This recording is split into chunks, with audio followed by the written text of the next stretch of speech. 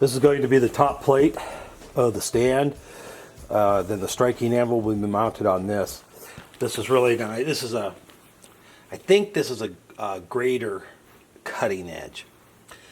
I have several of these. I use them for weights.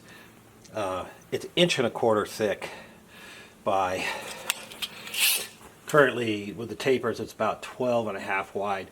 I want to get 10.5 inches out of it by 24 right there. And you know, right now it's 35 plus a little, but it has 1-inch holes already in it, and the striking anvil will sit on here, and then I'll use an end one here. So each end's spaced about the same, about 3 inches over to the center of the hole from the end. Striking anvil will go on here, and then I'll put a hole in the striking anvil as a hardy hole to match up with one of these, and we'll weld that on. And then the vise will be mounted on the other end. I have a oxyacetylene cutting torch. I have a number 3 size tip in, and I should be able to cut, well, it's like 2.5 inches with a 3 size tip.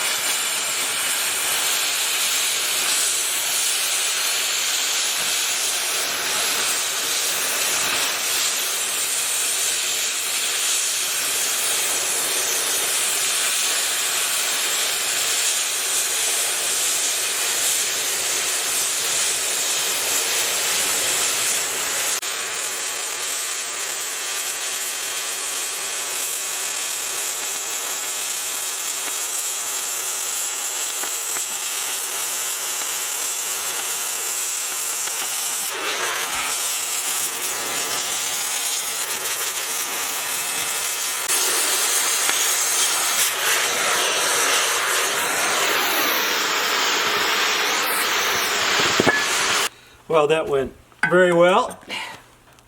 Not a bad cut at all.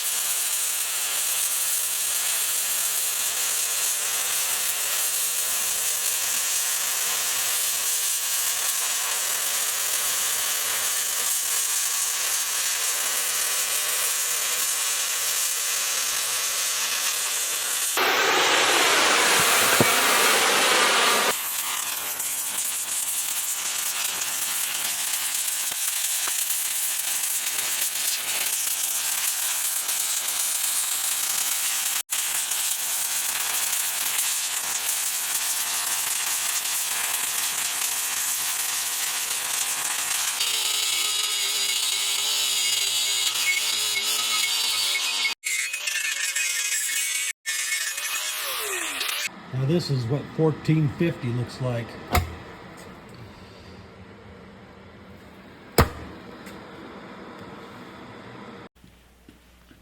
This piece here is one of the cut-off ends of the large grater blade that I trimmed up, right, for the top plate of the anvil stand. And you just saw it in the heat treat oven. This is out of the heat treat oven and cooled now. I heated it to 1450 for 2 hours. I had 2 pieces in there that's basically the same size. And then I just turned it off. And it sat about 11 hours in there, and when I opened it in the morning, it was still 138 degrees in there. you couldn't quite touch them barehanded. So, so I took them out and let them finish cooling. So now they're hopefully softer than the original plate. The original plate, the files pretty much skates on it. It's really hard. And we're going to do a little bit of a test here, comparing the two to see if we got it soft enough to machine. This is all flame cut except for one edge was a finished edge on the plate that we cut off. So we'll have one good surface to work from to machine it up and clean it up. Now I'm just using the Tucson, I guess that's how you say it, hardness files. They go from 40 to 65 Rockwell C hardness. Basically, you only have to use a little bit of the file. You hardly have to do anything to see if it feels like it bites or cuts into the metal. You can feel it. You push down and you can tell if it's going to bite and mark the metal.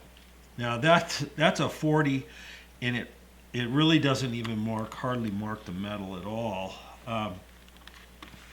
We'll go. It's by 5. We'll go to a 45. Yeah, pretty much skates on there. This is a 50.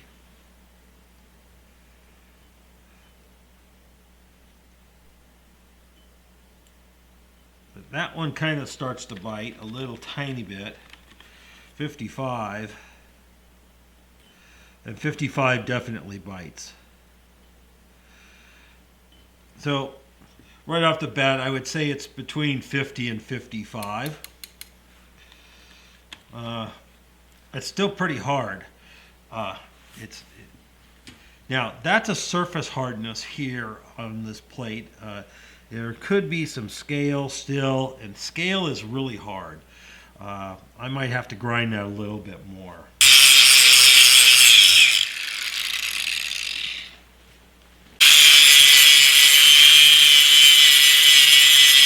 There was definitely a mill scale still on there. We'll start again. We'll go with the 40. Okay, now the 40 bites.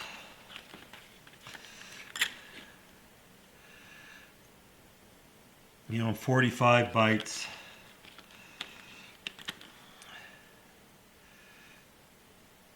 $50 bites. So it's down there in the 40s or below range.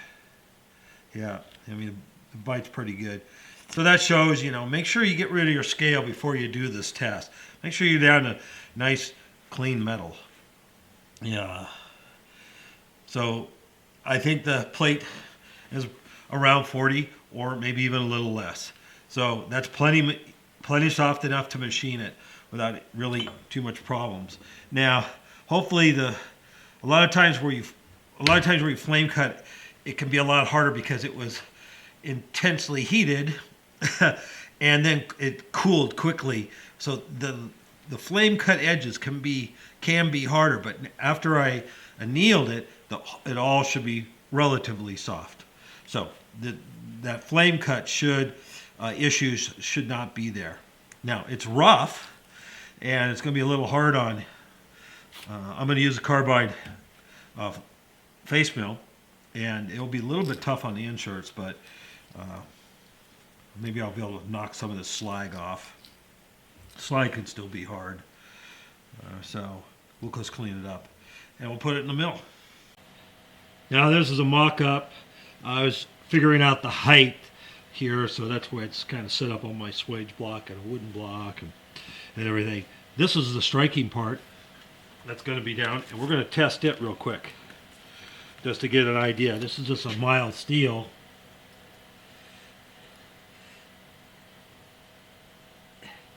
And the 40 bites relatively easy. So it's 40 or a little, it's under that. Just to do some comparison. This is the plate what it's going to be bolted, welded to. This is the piece I cut the ends off of. And let's try those. We'll start right off with 40 in this fresh grind area.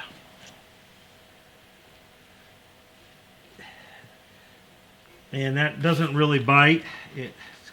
doesn't, you know, it's almost skating. Same with that one. That's a 45. This is probably up in the 50s. Yeah.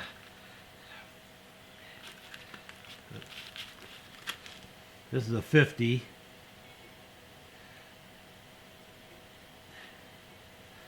It doesn't bite very good. Hardly. I mean, it's kind of bite, but not really. Oh, there. Now that's biting. So we're looking at 55. So it's definitely harder than 50, and but 55 does bite.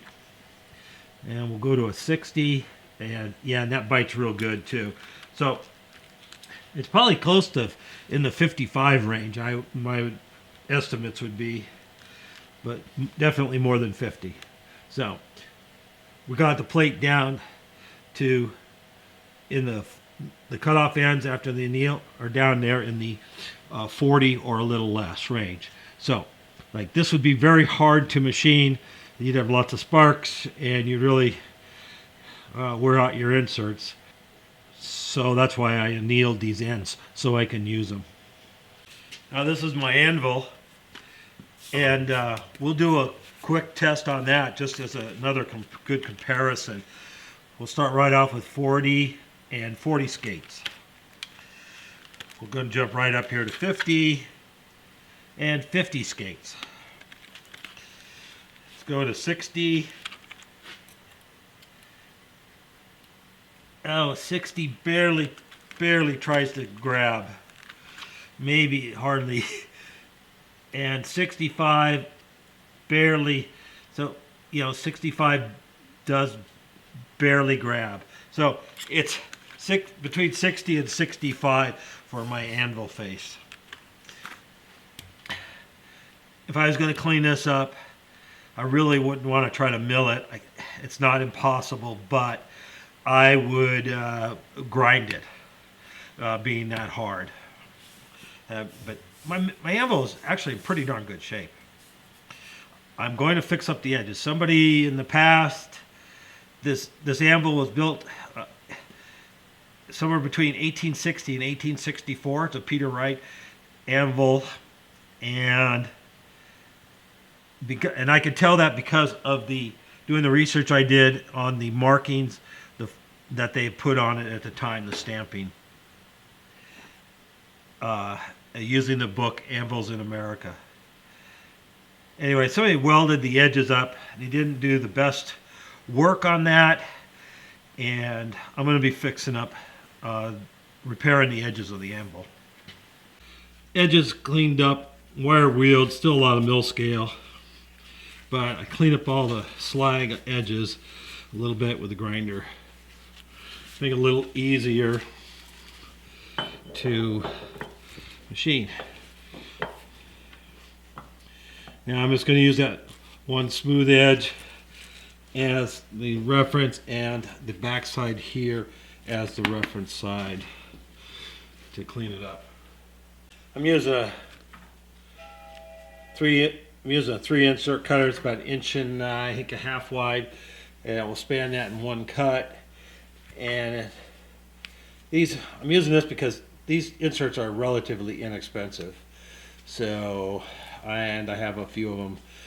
It's going to be tough on them.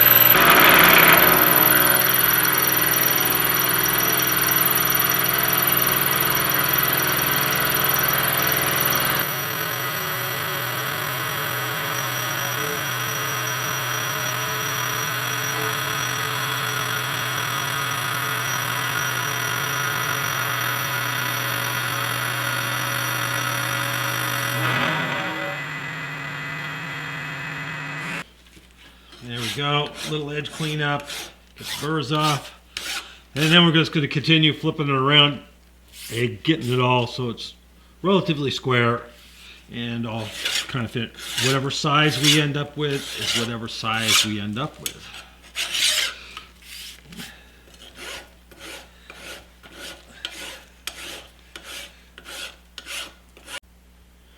Second side.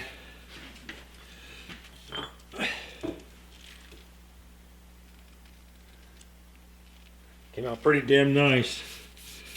Pretty good. Now we have two parallel sides. And we'll just set it up vertical, square it up to one of the sides, and mill the ends like so.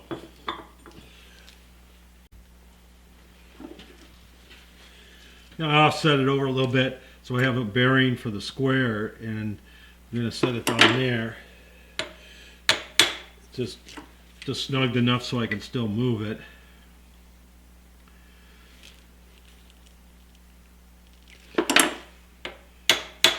Perfect use for a knocker.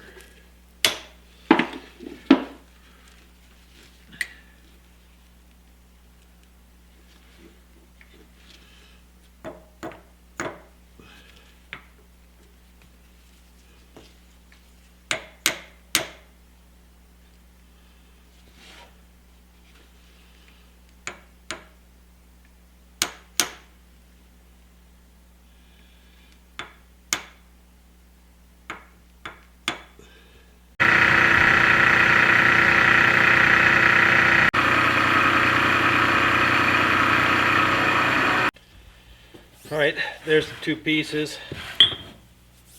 About an 1/8 of an inch difference in width, and but the wider one is about a 1/4 inch shorter. So that's okay. We're going to be using this one. I'm going to be cutting off this from that scribe, if you can see it about there. I'm going to cut this off in a bandsaw. I'm going to use this part on the anvil, and this is going to be the foot piece for the leg vise, and I'll put a hole in it for the leg vise to sit into, a little socket. This piece is just to have. Who knows what I'll make that into? It's already got a hardy hole. Can make a nice little, some kind of special anvil. Anyway, we'll put this in the bandsaw and get her cut. They came out awesome. You know, very square, just measuring with a square, but very square, and just fantastic. Great reuse of material.